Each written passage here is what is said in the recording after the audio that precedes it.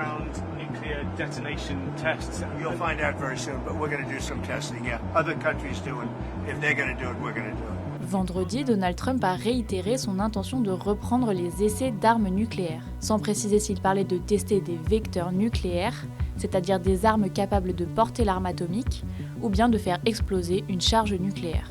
Cette ambiguïté a suscité des inquiétudes dans le monde entier. Mais quelle est la différence ? Tester des vecteurs nucléaires, c'est ce que font déjà régulièrement les États dotés de l'arme atomique. Ils tirent des missiles intercontinentaux sans charge nucléaire pour prouver la crédibilité technique de leur dissuasion. Ce n'est pas un essai nucléaire car il n'y a pas d'explosion.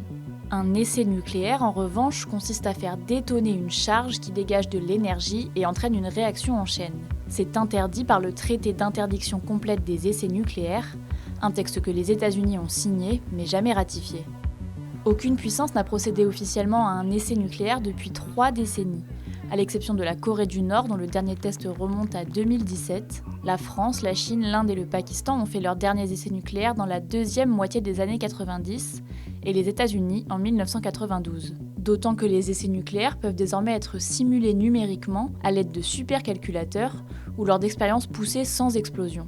Selon l'Institut international de recherche sur la paix de Stockholm, c'est la Russie qui dispose actuellement du plus grand nombre d'ogives nucléaires.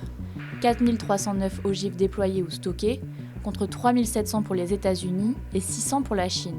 Son dernier essai nucléaire date de 1990, sous l'Union soviétique. Vendredi, sur la chaîne américaine CBS, Donald Trump a affirmé que la Russie et la Chine menaient elles aussi des essais nucléaires, mais sans en parler. Des propos démentis par Pékin.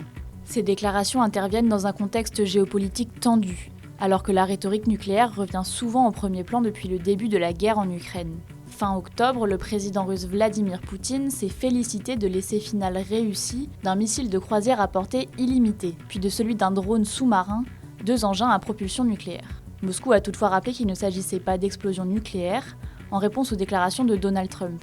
De son côté, Pékin a émis le souhait que Washington respecte sérieusement ses obligations internationales et prenne des mesures concrètes pour préserver le système mondial de désarmement et de non-prolifération.